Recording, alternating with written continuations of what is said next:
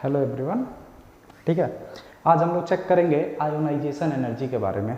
Okay, जो last का lecture था उसी को हम लोग कंटिन्यू करने वाले हैं। उसमें हम लोग आयोनाइजेशन है ये क्या होता है, एक सिंपल सा टर्म होता है, मेटेलिक नॉन मेटेलिक कैरेक्टर कैसे डिसाइड करते हैं, इन सब चीज़ों के बारे में आज हमारा डिस्कशन है। ठीक है, तो आयोनाइजेशन एनर्जी एक्चुअली होता क्या है। ठीक है, तो आयोनाइजेशन एनर्जी होता क्या है, तो पहले तो हम इसका डिफिनीशन जान लेते हैं। तो इसका डिफिनीशन है बेटा, देखो, the amount of energy required. आप इस डिफिनीशन को लिखेंगे भी, ठीक है। The amount of energy required for removal of मतलब निकालना, removal of a valence shell electron, VSE। इसका मैंने बताया था कि अगर ऐसा कहीं लिखा हो तो आपको वैलेंस सेल इलेक्ट्रॉन बोलते हैं। So valence shell electron from isolated gaseous atom. ठीक है, amount of energy required for removal of a valence shell electron from isolated gaseous atom. Definition थोड़ा सा उसको मैं अगर डायग्राम से समझाऊँ तो आपको बेहतर समझ में आएगा। तो आप ये देखिए डायग्राम के हिसाब से। ठीक है बेटा, इधर देख लो। मान लो कि यहाँ पे आपका न्यूक्लियस है, इतना तो आपको पता है। ठीक है, और न्यूक्लियस के बाद सेल होते हैं, आपके पास सेल है बहुत सारे। तो इस सेल में क्या होता है, यहाँ पे कुछ इलेक्ट्रॉन होंगे, कितने होंगे वो मेरा अभी डिस्कशन नहीं है। अभी सोच लो कि यहाँ पे इलेक्ट्रॉन होंगे तो होंगे, चलो 1 2 सर इसमें 8 होते हैं, बना दो आप। तो 2 4 6 एंड 8 इलेक्ट्रॉन। अच्छा सोचो कि इसमें 2 इलेक्ट्रॉन है। ठीक है, और ये जो एलिमेंट है, तो सोचो इस एलिमेंट को मैं रिप्रेजेंटेशन दिखा रहा हूँ बेटा, किससे, ए से। किससे, ए से। अब देखो मैंने बोला अमाउंट ऑफ एनर्जी रिक्वायर्ड, यानी एनर्जी रिक्वायर्ड। अब देखो तुम क्या करोगे, यहां से मान लो कि कोई एनर्जी आपने लगाया। ठीक है, यहाँ पे क्या हो गया बेटा, ये हो गया एनर्जी। ओके, उस एनर्जी की हेल्प से आप ये वैलेंस सेल, अगर आपसे पूछा जाता है तो कौन सा होता है बेटा, आउटर मोस्ट सेल होता है। आउटर मोस्ट सेल ही तो होता है वैलेंस सेल। ठीक है, तो वैलेंस सेल से इलेक्ट्रॉन को रिमूव करना, यानी अगर इस इलेक्ट्रॉन पे मैं एनर्जी दूं और ये बाहर निकल जाए, तुम बताओ कि जिस पे नंबर ऑफ इलेक्ट्रॉन इतने थे और उस इलेक्ट्रॉन में से एक इलेक्ट्रॉन कम हो गया है, तो वो क्या बनाता है बेटा, केटायन बनाता है कि नहीं, ए से ए माइनस। ये जो प्रोसेस होता है, ठीक है, इस प्रोसेस के लिए जो एनर्जी हमको रिक्वायर्ड होती है बेटा, उसी को बोलते हैं क्या, आयोनाइजेशन एनर्जी। समझ में आया क्या। आपके पास जो बैलेंस सेल इलेक्ट्रॉन है, या ऐसे भी बोलते हैं कि most loosely bonded. Loosely bonded मतलब जो न्यूक्लियस से जितना दूर होगा, मैंने जेड इफेक्टिव बताया था आप लोगों को। मैंने बोला था जो पास में है उस पर फोर्स ऑफ अट्रैक्शन ज़्यादा लग रहा हो, और जो दूर है उस पर फोर्स ऑफ अट्रैक्शन कम लग रहा होगा। तो यहाँ से इलेक्ट्रॉन निकालोगे, तो यहाँ से तुमने इलेक्ट्रॉन निकाला तो ए से क्या बनाया, ए प्लस।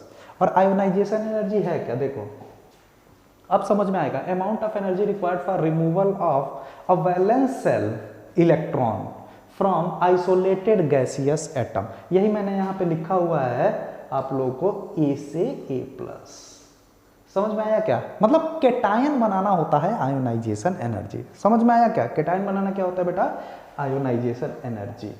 ठीक है, ये आपको समझ में आ गया होगा। अगर मान लो कि अगर आपको दूसरा भी इलेक्ट्रॉन निकालना हो सकता है कि नहीं बेटा, तो मान लो यहाँ पे दूसरा इलेक्ट्रॉन निकालना हो, सर मैं तो ये भी कर सकता हूँ, तो हाँ एकदम कर सकते हो। तो मान लो कि इसके बाद तुम गए, मान लो इधर आ जाओ, यहाँ पे तुम्हारा ए प्लस लिखा हुआ है। हो सकता था ना कि ए प्लस से भी सर इलेक्ट्रॉन निकल जाए, तो ए प्लस से इलेक्ट्रॉन निकलेगा तो ए प्लस 2 और प्लस 1 इलेक्ट्रॉन। और ठीक है, तो ये जो हो रहा है, इसमें जो एनर्जी हमको रिक्वायर्ड होगी उसे क्या बोलोगे बेटा, आयोनाइजेशन एनर्जी।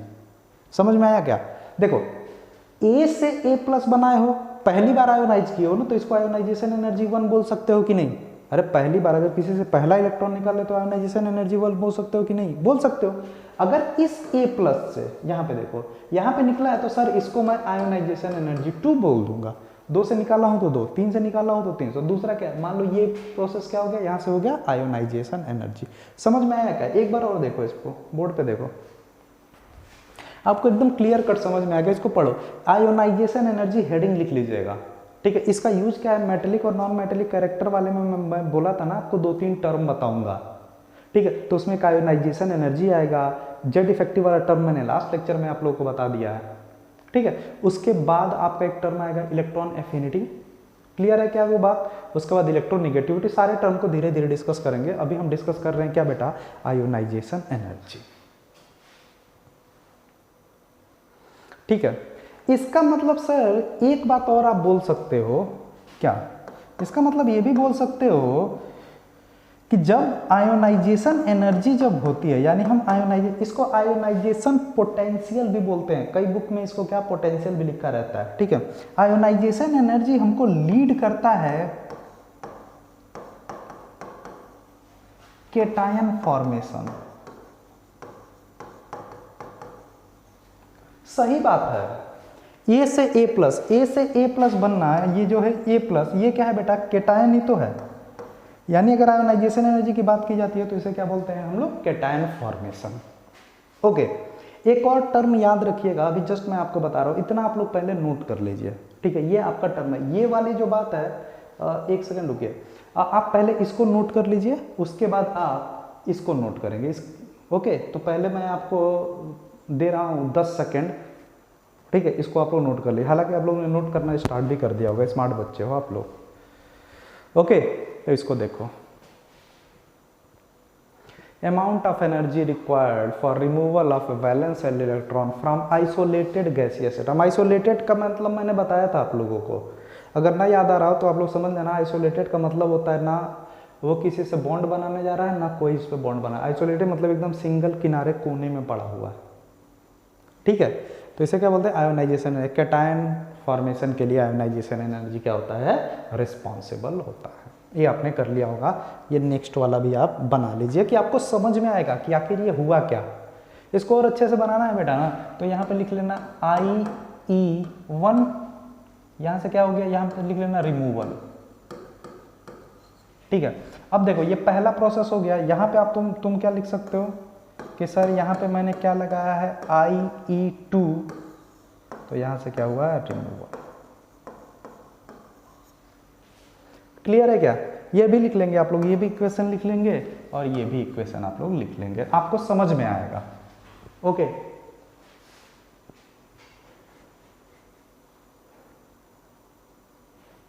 ओके, इस पे एक और पॉइंट अगर आप चाहो तो ऐड कर सकते हो।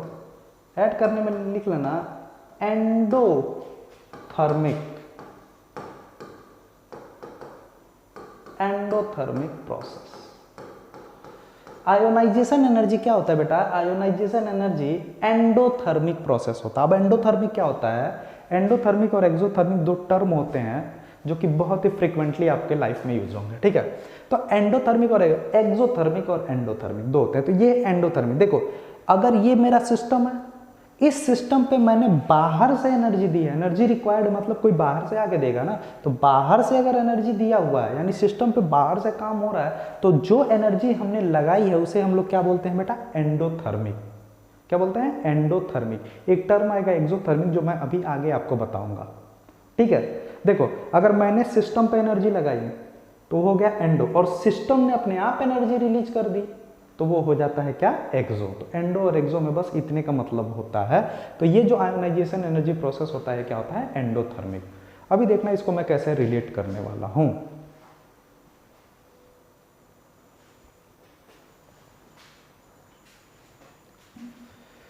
ठीक है बेटा, तो ये आप लोग का हो जाएगा। अब जो असली बात है उस पे आते हैं, इसको मैं डिलीट कर रहा हूं, ठीक। ओके, अगर नहीं लिखे हो तो एक बार और देख लो। अब देखो बेटा, आप क्या करना है, अब हमको समझना है कि सर आपने एक बात बताया था कि जो मेरा मेटेलिक कैरेक्टर होता है, क्या होता है, मेटेलिक कैरेक्टर। अच्छा, मेटेलिक कैरेक्टर की तो बात ही छोड़ दो, अभी तुम ये बताओ कि मेटल क्या होते हैं। मेटल वो होते हैं जो इलेक्ट्रॉन को लूज करते हैं। मेटल की टेंडेंसी क्या होती है बेटा, इलेक्ट्रॉन को लूज करने की। कोई भी प्रॉब्लम इस बात में नहीं होनी चाहिए। और आयोनाइजेशन एनर्जी क्या बोल रहा है, आयोनाइजेशन एनर्जी भी तो वही कर रहा है ना बेटा, ए से ए प्लस बना रहा है, कर रहा है कि नहीं। आयोनाइजेशन एनर्जी में ए से ए प्लस बन रहा है कि नहीं। और मेटल कौन होते हैं, मेटल वो होते हैं जो एम से एम प्लस बनाते हैं, बताया था कि नहीं। और नॉन मेटल कौन होता है, जो एम से एम माइनस बनाते हैं। ये देखो, अब मैं वो मेटेलिक कैरेक्टर से इसको कैसे रिलेट करने वाला हूं, आप लोग समझ गए। आयोनाइजेशन एनर्जी इसीलिए बस बताया जा रहा है आप लोगों को, ठीक है, कि ए से ए प्लस और ई, एम से एम प्लस और ई, ठीक है। तो इसका मतलब सर दोनों तो सेम टाइप के, इसमें भी केटायन ही बन रहा है और इसमें, अरे मेटल क्या होते हैं, इलेक्ट्रॉन लूज करते हैं, they have tendency to lose electron. Non metal क्या होते हैं, they have tendency to gain electron. अभी इलेक्ट्रॉन के लॉस पे हम लोग बात कर रहे हैं, ठीक है। तो इसका मतलब ये हुआ सर, यहां समझिएगा, ठीक है, कि मान लीजिए कि कोई एलिमेंट है ए, ठीक है, अगर ए से ए प्लस बना रहा है तो इसका कुछ आयोनाइजेशन एनर्जी होगा। तो हाँ सर, इसका आयोनाइजेशन एनर्जी होता है, ठीक है। तो मान लो इसको IeA लिख रहा हूं, ए के लिए IeA। अब देखो दूसरा ये होगा सर कि मान लीजिए कोई एलिमेंट अगर B है तो B से क्या बनाएगा बेटा, B प्लस और E, ठीक है। तो इसके लिए मैं IeB लिख दे रहा हूं। आप लोग को इस बात में कोई भी प्रॉब्लम नहीं होनी चाहिए, IA दोनों अलग अलग है, कोई एक एलिमेंट है उसका अलग है एनर्जी। जैसे देखो दो लोगों के, जैसे दो लोग हो ना घर में ही, देखो ना दो लोग क्या बराबर खाना खाते हैं, क्या नहीं खाते हैं, इसके लिए कुछ और खाने की रिक्वायरमेंट होती है, दूसरे के लिए कुछ और अमाउंट ऑफ। तो दो एलिमेंट है तो दोनों की आयोनाइजेशन एनर्जी तो अलग अलग हो सकती है ना, इसमें तो कुछ सोचने वाली बात है नहीं। अभी आ जाओ, अब हमको ये चेक करना है कि कौन ज्यादा अच्छा मेटल है, ए अच्छा मेटल है कि बी अच्छा मेटल है। इस बात पे हम कैसे बात करेंगे, देखो हमको ये समझना होता है कि जो अच्छा मेटल होता है, ठीक है। अच्छा एक बात बताओ, अगर कोई इंसान कोई एलिमेंट है जो आसानी से इलेक्ट्रॉन छोड़ दे रहा है, आसानी से इलेक्ट्रॉन छोड़ दे रहा, और एक कोई है जिस पे बहुत ज्यादा एनर्जी लगा रहे हो तब जाके वो इलेक्ट्रॉन छोड़ रहा है, इसका मतलब कि किसी का बैलेंस इलेक्ट्रॉन बहुत ही कम एनर्जी से ही निकल जा रहा है और किसी का बैलेंस इलेक्ट्रॉन बहुत ज्यादा एनर्जी देने से निकल रहा है, ठीक है। तो इन दोनों बातों में अंतर है कि नहीं है, तो तुम बताओ कि अच्छा मेटल कौन होगा, अच्छा मेटल कौन होगा। तो अच्छा मेटल के लिए आप बोल सकते हो फॉर गुड, ठीक है, metallic character, for good metallic character ionisation energy, जो आयोनाइजेशन एनर्जी होती है, मस्ट शुड भी लिख लो, शुड बी लो। इसका मतलब क्या हुआ सर कि कोई अच्छा मेटल है तो उसका आयोनाइजेशन एनर्जी कम होगा, ओके। समझना, बात को समझना, इसी में पूरा हुआ है। मान लो ए है और बी है, ए आसानी से इलेक्ट्रॉन छोड़ दे रहा है और बी क्या कर रहा है, टफ तरीके से छोड़ा। तो जो आसानी से इलेक्ट्रॉन छोड़ दे, यानी जिसमें से इलेक्ट्रॉन आसानी से बाहर चले आए, वही तो अच्छा मेटल होगा। अरे मेटल की टेंडेंसी क्या होती है, जो इलेक्ट्रॉन लूज करे, जो जितना आसानी से लूज कर देगा वो उतना अच्छा मेटल होगा। तो यानी for good metallic character ionisation energy should be low, ठीक है। ये वाला पॉइंट आप लोग लिख लीजिएगा जो व्हाइट्स में लिखा है, इसको मैं क्लीन करने वाला हूं, ठीक है। लिखना for good metallic character ionisation energy should be low. इसका मतलब ये बोल सकते हो सर, इस पे और भी लिख लेना कि जो मेरा मेटेलिक कैरेक्टर होता है वो इनवर्सली प्रोपोर्शनल होगा क्या आयोनाइजेशन एनर्जी के। तो एकदम सही बात,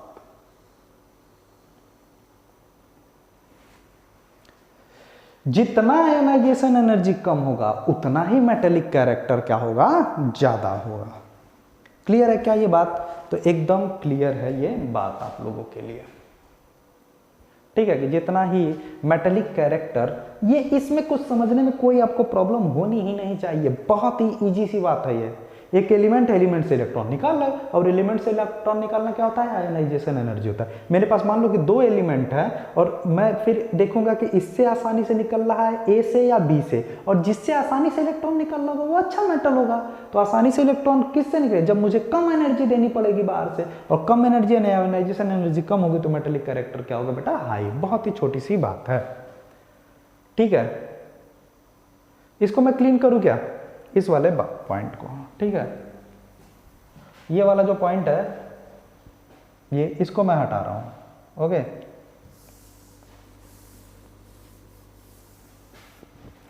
ये आ गया। अब देखो अगर ए है और बी है, इफ, इसमें मैं लिख रहा हूं इफ IeA मतलब IEA is less than IEB, यानी आयोनाइजेशन एनर्जी ऑफ A कम होगा आयोनाइजेशन एनर्जी ऑफ B के। तो आप लोग पहले अपने कॉपी पे लिखिए कि A अच्छा मेटल होगा कि B अच्छा मेटल होगा। आप लोग बता दीजिए कि A अच्छा मेटल होगा कि B अच्छा मेटल होगा, बस मुझको आप लोग ये बता दीजिए। ओके, अभी आप लोगों ने देख लिया होगा किसकी आयोनाइजेशन एनर्जी कम है, A की। तो इसका मतलब है कि if IEA is less than IEB, यानी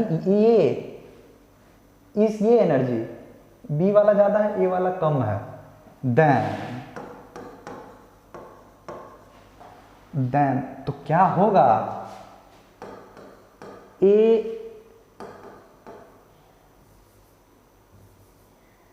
लिख लेना, A हैविंग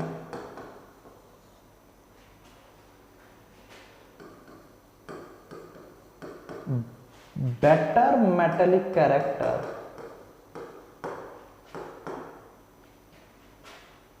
than B। इस वाले पॉइंट में कोई दिक्कत हो तो बताइए। समझ में आ गया सर कि आपने बताया है कि अगर अगर आयोनाइजेशन एनर्जी A की कम है B से, तो जिसकी आयोनाइजेशन एनर्जी जितनी कम उसकी मेटेलिक कैरेक्टर उतना ही ज्यादा high, then A having better metallic character than B। Okay, ये वाली बात मुझको बतानी थी। अगर आपसे कोई पूछ देगा तो आपको ये बात बतानी पड़ेगी, ठीक है।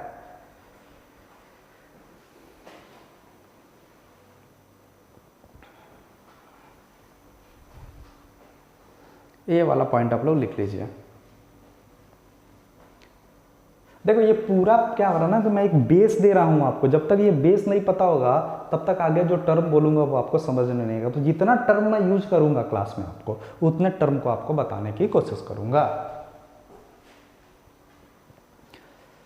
If IEA is less than IEB, then A having better metallic character than B।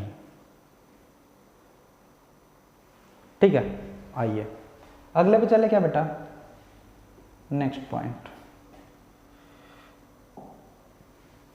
समझ में आ गया क्या? अच्छा, इसका मतलब अगर तुमसे बोल दिया जाए कि कोई मेटल है और कोई नॉन मेटल है, कोई मेटल है और नॉन मेटल है, तो किसका आयोनाइजेशन एनर्जी लो होगा? तो बोल देना किसका सर, मेटल का आयोनाइजेशन एनर्जी लो होगा। और नॉन मेटल का, नॉन मेटल तो बेटा इलेक्ट्रॉन लेना ही नहीं, वो तो देना, वो तो उनको तो लेना है ना नॉन मेटल को, और तुम इसमें आयोनाइजेशन एनर्जी में क्या कर रहे हो, इलेक्ट्रॉन को निकाल रहे हो। क्लियर है क्या ये पॉइंट? तुम लोग बड़े अच्छे बच्चे हो। ठीक है, अगला पॉइंट देख लेना। देखना रेफरेंस पहले मैं बता रहा हूं, फिर मैं आपको कॉन्सेप्ट बताऊंगा। ठीक है, आइए रेफरेंस पे। एक बात बताइए कि मैं आपको दो सर्कल आपको ड्रॉ करके दे रहा हूं। एक इलेक्ट्रॉन यहां पे है और दूसरे सर्कल में आइए आप लोग।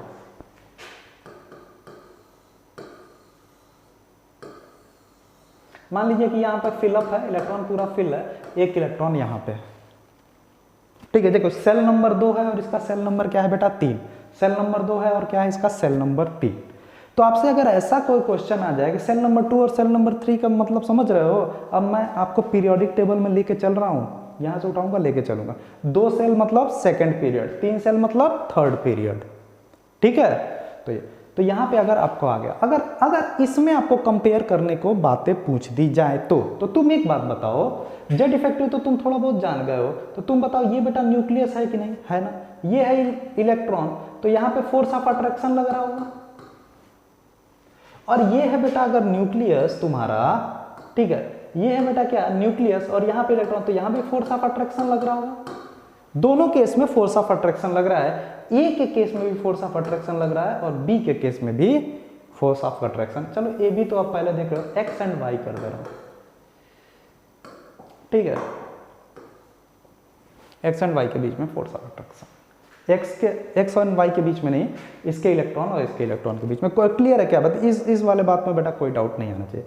तुम ये बताओ कि अब बात आएगी कि किस पे फोर्स ऑफ अट्रैक्शन ज्यादा लग रहा है, या तुम आयोनाइजेशन एनर्जी के टर्म में सोचना। थोड़ा सा बेटा थोड़ा सा फोकस हो जाना, ठीक है, कि किसमें से इलेक्ट्रॉन निकालना इजी होगा और किसमें से इलेक्ट्रॉन निकालना टफ होगा। कहानी उसी की है। देखो, अगर ये है, ये साइज क्या है, छोटा बेटा, तो न्यूक्लियस से जो फोर्स, मान लो कि यहाँ पे पॉजिटिव चार्ज है और निगेटिव चार्ज यहाँ जस्ट बगल में है, तो फोर्स ऑफ अट्रैक्शन क्या होगा बेटा, यहाँ पे क्या होगा, ज्यादा होगा। क्लियर है क्या? और रिपल्सन करने वाले भी कम लोग हैं। रिपल्सन, जैसे यहाँ से अगर रिपल्सन जा रहा होगा बेटा, तो रिपल्सन करने वाले, अब तुम बताओ कि एक पॉजिटिव चार्ज यहाँ पे है और एक जो निगेटिव चार्ज है, यहाँ से सोचो 1 किलोमीटर दूर है, ऐसा सोचो, तो तुम बताओ कि उस वाले इलेक्ट्रॉन पे मेरा फोर्स ऑफ अट्रैक्शन कम होगा कि नहीं? मान लो कि कोई इलेक्ट्रॉन है, अब ऐसा सोचो कि मैं हूं, मुझसे इतनी दूर पे है एक इलेक्ट्रॉन और दूसरा इलेक्ट्रॉन मुझसे इतने दूर पे है, तो कौन मेरे ज्यादा पास है? ये वाला इलेक्ट्रॉन मेरे पास ज्यादा है, यानी फोर्स ऑफ अट्रैक्शन इस पे ज्यादा होगा और इस पे कंपैरेटिवली फोर्स ऑफ अट्रैक्शन कम होगा। तो तुम बताओ कि जिस पे फोर्स ऑफ अट्रैक्शन ज्यादा और मैं एनर्जी लेके आ रहा हूं, तो जिस पे बेटा कम फोर्स ऑफ अट्रैक्शन होगा वहां से तो इलेक्ट्रॉन आसानी से निकल जाएंगे ना। यहाँ पे कम फोर्स ऑफ अट्रैक्शन है तो यहाँ पे जो आयोनाइजेशन एनर्जी दोगे वो कम लगेगा, और यहाँ पे ज्यादा फोर्स ऑफ अट्रैक्शन है तो यहाँ पे आयोनाइजेशन एनर्जी दोगे तो यहाँ पे आयोनाइजेशन एनर्जी आपको क्या देनी पड़ेगी बेटा, ज्यादा देनी पड़ेगी। क्यों ज्यादा देनी पड़ेगी? क्योंकि ये न्यूक्लियस के पास है और ये न्यूक्लियस के दूर है। इसका मतलब सर आप एक बात बोलना चाहते हो, वो बात ये है कि अगर सर साइज के बारे में आप बोलना चाहते हो कि अगर सर साइज बढ़ रहा है तो आयोनाइजेशन एनर्जी कम हो रही है। अगर साइज बढ़ रहा है तो आयोनाइजेशन एनर्जी बेटा क्या हो रही है, कम। आप लोग इस पॉइंट को लिख भी लीजिए, इफ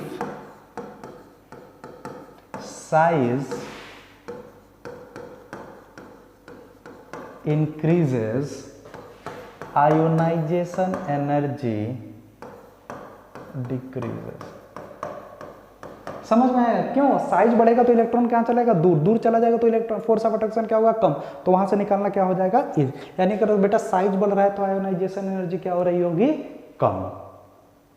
ओके, समझ में आ गया क्या? और दूसरी बात आपको ये भी पता है, जस्ट मैंने बताया है कि आयोनाइजेशन एनर्जी और मेटेलिक कैरेक्टर में क्या रिलेशन होता है, इसका इन्वर्सली रिलेशन होता है कि नहीं। आयोनाइजेशन एनर्जी का भी बताया था ना कि मेटेलिक कैरेक्टर। इसका मतलब सर यहीं से आप लोग बता सकते हो कि अगर सर इसका मतलब आप ये बताना सकते हो कि साइज इंक्रीज करता है सर तो जो मेटेलिक कैरेक्टर है वो भी इंक्रीज करेगा।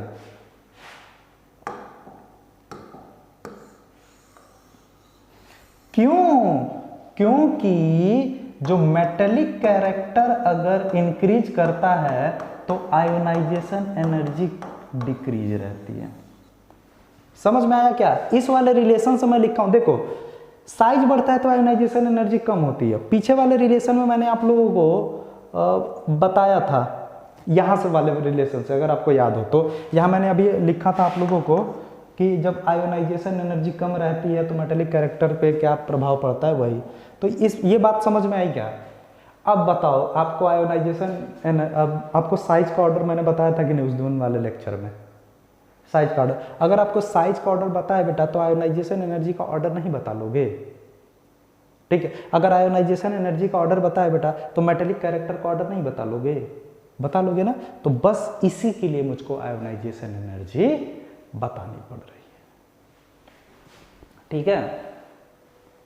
इसी के लिए क्या बतानी पड़ रही है, आयोनाइजेशन एनर्जी। तो ये वाला पॉइंट आप लोगों ने होपफुली लिख लिया होगा। अब देखो इसका जो समरी है वो समरी लिखिए।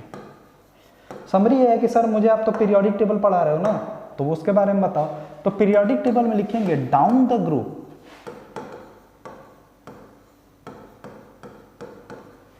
पीरियोडिक टेबल में क्या चल रहा है, down the group as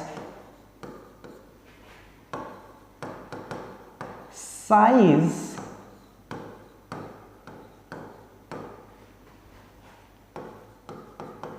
as size increases. आप लोग साथ साथ लिखते रहिए, मैं बोल रहा हूं उसमें देख के, बोर्ड पे देखने की जरूरत नहीं है, आप तो वैसे भी लिख दोगे। Down the group as size increases, ionisation energy को आई लिख रहा हूं, आप लोग पूरा लिखेगा। आयोनाइजेशन एनर्जी डिक्रीजेस, समझ में आया क्या? साइज बढ़ता है तो आयोनाइजेशन एनर्जी बेटा क्या होगी, कम। Down the group as size increases, ionisation energy decreases so metallic character increases. समझ में आया क्या? Down the group as size increases ionisation energy, जैसे जैसे साइज बढ़ता है आयोनाइजेशन एनर्जी कम होती है, सो मेटेलिक कैरेक्टर इंक्रीजेज। तो मान लो अगर ऐसा लिखा है, लिथियम लिखा हुआ है, सोडियम लिखा हुआ है, पोटेशियम लिखा हुआ है, रुबिडियम लिखा हुआ है और सीजियम लिखा हुआ है। अगर आप लोगों से पूछ दे कि इसमें बताइए सर मेटेलिक कैरेक्टर का ऑर्डर क्या होगा, कौन ज़्यादा मेटेलिक होगा, तो आप पीरियोडिक टेबल जो घर पे रखा है उस पर देखिएगा कि फर्स्ट जो पहले ही ग्रुप में आपको लिथियम से लेकर नीचे तक दिखेगा, तो नीचे जाते हैं तो क्या बढ़ता है बेटा, साइज बढ़ता है। अगर साइज बढ़ता है तो आयोनाइजेशन एनर्जी कम हुई होगी, यानी अगर साइज बढ़ रहा है तो सर मेटेलिक कैरेक्टर क्या हो गया, इंक्रीज करेगा। इसका मतलब सर मेटेलिक कैरेक्टर का ऑर्डर ये होगा क्या? कोई दिक्कत है क्या? कोई नहीं, बस इतना ही बताने के लिए मुझे उतनी सारी बातें बतानी पड़ी हैं आप लोगों को, ठीक है। तो ये कौन सी बात हो गई बेटा, डाउन द ग्रुप, यानी ऊपर से नीचे जाने पे मेटेलिक कैरेक्टर इंक्रीज करता है, ठीक है। अब आ जाओ इस पे, इसको मैं हटा रहा हूं, ठीक है। देखो देखिए, in a period from left to right, आप पूरा लिखेंगे, मैं एल एंड आर लिखता हूं, आपको पूरा लिखना होता है। In a period from left to right, left to right जाने पे भी साइज कम हुआ था, ठीक है, तो मैं डायरेक्ट ले रहा हूं, in a period from left to right metallic character decreases, ठीक है, आप लोग पूरा लिख लीजिएगा। In a period from left to right metallic character decreases, ठीक है। क्यों? क्योंकि साइज क्या हो रहा था बेटा, साइज कम हो रहा था ना जेड इफेक्टिव की वजह से, ठीक है। In a period from left to right metallic character decreases. अब तुमको एकदम पता है कि जैसे मान लो बेटा ये पीरियोडिक टेबल होता है, ठीक है, ये आपका पीरियोडिक टेबल एक रफ डायग्राम में अगर बना दूं आप लोगों को, ठीक है, ये तो तुम बताओ इधर कौन होता है, सोडियम लोग होते हैं, और इधर तुम जाते जाते बढ़ जाते हो तो इधर मान लो कि फ्लोरीन आ जाता है, क्लोरीन, तो बेटा ये क्या है, नॉन मेटल है। तो वही तो बोल रहा है कि लेफ्ट टू राइट जाने पे मेटेलिक कैरेक्टर डिक्रीज करता है। अगर मेटेलिक कैरेक्टर डिक्रीज करेगा इसका मतलब क्या है, नॉन मेटेलिक कैरेक्टर इंक्रीज करेगा, एक दूसरे के वाइस वर्सा। इतना तो जानते हो ना कि जो जितना अच्छा मेटल होगा वो उतना ही बुरा नॉन मेटल होगा, ठीक है, एक दूसरे। तो समझ में आया क्या, लेफ्ट टू राइट। अब आप लोगों से कोई पूछेगा तो आप लोग बता दोगे ना कि ट्रेंड कैसा चलता है, कि लेफ्ट टू राइट क्या होता है ये। तो ये बेटा आयोनाइजेशन एनर्जी के टर्म में हो गया, ठीक है। आगे हम लोग सीखेंगे इलेक्ट्रॉन एफिनिटी क्या होती है। एफिनिटी का मतलब होता है tendency to love, tendency to love. ये बस मैं मेटेलिक कैरेक्टर डिफाइन कर रहा हूँ, ऐसा नहीं आयोनाइजेशन एनर्जी के बारे में बहुत ज़्यादा, बस आपको जितनी रिक्वायरमेंट थी उतना मैंने बता दिया मेटेलिक कैरेक्टर के लिए, ठीक है। उसके बाद आता है बेटा इलेक्ट्रॉन एफिनिटी। देखो अब तुमने आयोनाइजेशन एनर्जी में इलेक्ट्रॉन निकालना था, एफिनिटी में इलेक्ट्रॉन को ऐड करना पड़ेगा। आयोनाइजेशन एनर्जी में आपने केटायन बनाया था, एफिनिटी में आपको एनाइन बनाना पड़ेगा। उसके बाद एक टर्म आएगा इलेक्ट्रोनिगेटिविटी, ठीक है, बड़ा इंपॉर्टेंट था आपके लिए, जो मतलब मेन बात थी ये, ठीक है बेटा। और ये down the group as size increase, ये और ये, यही इन्हीं दो पॉइंट, मैं चाहता तो ये दोनों पॉइंट आपको लिखवा देता और आप लोग समझते रह जाते, लेकिन आपको समझना पड़ेगा कि बेस कहाँ है। ये इस पे इंपॉर्टेंट और इस पे इंपॉर्टेंट, ये लिख लीजिएगा कि ये दोनों इंपॉर्टेंट है, कि यही दोनों समरी है, यही दोनों समरी, ठीक है बेटा।